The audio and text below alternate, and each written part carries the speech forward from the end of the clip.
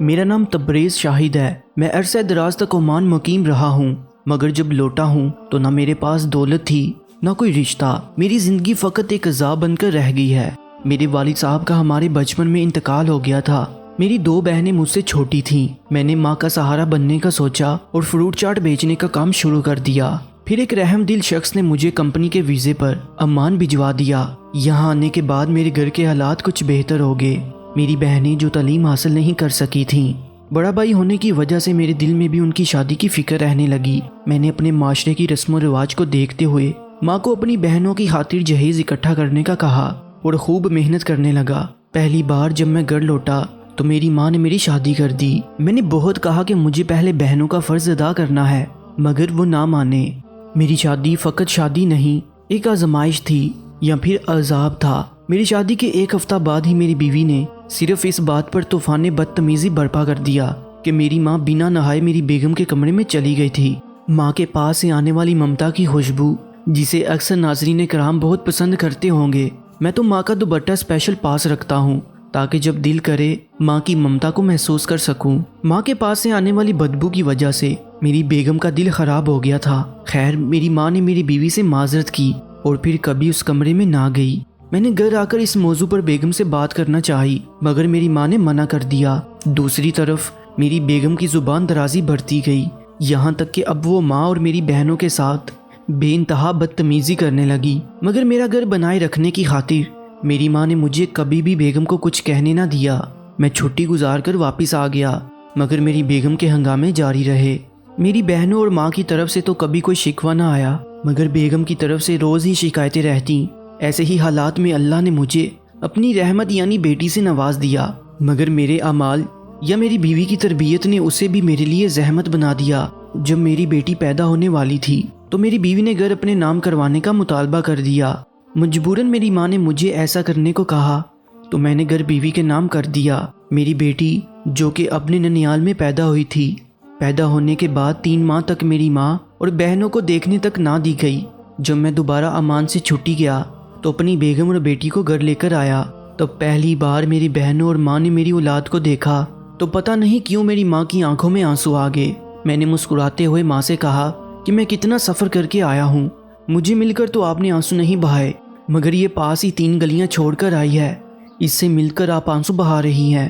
تو میری ماں نے میری بیٹی کو سینے سے لگائے ہوئے کہا، اصل سے سود زیادہ پیارا ہوتا ہے۔ خدا کی قدرت کی اس رات میری بیٹی بیمار ہو گئی تو میری بیوی نے ہنگامہ کھڑا کر دیا کہ ہماری بیٹی کو تمہاری ماں نے جراثیم لگا دیے ہیں، یہاں تک کہ میری ماں کو جادو ٹونے والی کہہ دیا۔ پتہ نہیں کیسے، مگر تب پہلی اور آخری بار میرا ہاتھ میری بیگم پر اٹھ گیا۔ میری بیگم ایک بار پھر روٹ کر میکے چلی گئی۔ میری ماں اور بہنوں نے میرے منع کرنے کے باوجود میری بیگم کے میکے جا کر معافی مانگی اور اسے منا کر واپس لے آئے اور مجھے کہنے لگے کہ ہماری وجہ سے اپنی بیٹی کی ذمہ داری کسی پر نہ چھوڑنا۔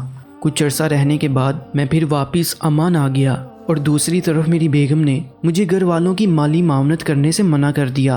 حالات اتنے بگڑ گئے کہ میری ماں میری بہنوں کو لے کر شہر شفٹ ہو گئی اور مجھے کہا کہ جیسے بھی ہو سکتا ہے میں اپنے گھر کو بسائے رکھوں تاکہ کل کو میری بیٹی کے لیے مسائل نہ بنے۔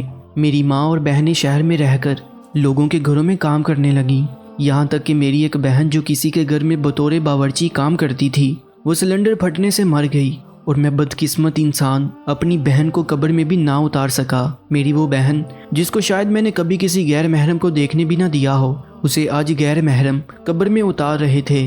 بہن کی موت کے کچھ عرصے بعد میری ماں نے میری دوسری بہن کی شادی کر دی اور جلد ہی میری ماں بھی مجھے داغ مفارقت دے گئی۔ میں بمشکل ماں کے جنازے پر پہنچا تو پہلی بار میری سگی بہن مجھ سے انتہائی انجان لہجے میں مخاطب ہوئی اور میں چاہ کر بھی وجہ نہ جان سکا۔ ماں کے سوگ سے فارغ ہونے کے بعد میں کچھ عرصہ گھر رہا اور پھر واپس عمان آ گیا۔ اب کی بار عمان پہنچتے ہی میری بیگم نے مجھ پر خلا کا کیس کر دیا۔ مخصوص ٹائم دینے کے بعد عدالت نے میری بیوی کے حق میں فیصلہ دے دیا اور اولاد حوالگی کا کیس بھی میری بیوی جیت گئی اور عدت پوری ہونے کے فوراً بعد دوسری شادی بھی کر لی۔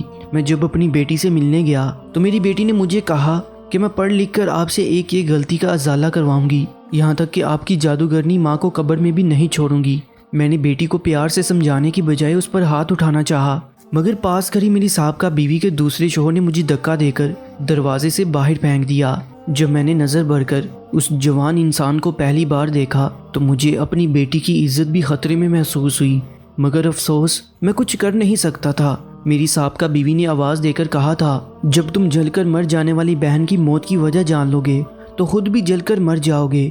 یہ الفاظ نہیں پگھلا ہوا سیسا تھے۔ میں اب اپنے ایک دوست کے ڈیرے پر رہتا ہوں، آنے جانے والوں کو چائے پانی دے دیتا ہوں اور بدلے میں کھانا کپڑے اور رہنے کو جگہ مل جاتی ہے، مگر بیوی کے آخری الفاظ سے اتنا سہم گیا ہوں کہ میں اپنی بہن کی مغفرت کی دعا کرتے ہوئے بھی ڈرتا ہوں، جبکہ میری سابقہ بیوی کو اس کے دوسرے شوہر نے قتل کر دیا تھا اور میری بیٹی نے بھی کسی اور سے لو میرج کر لی ہے۔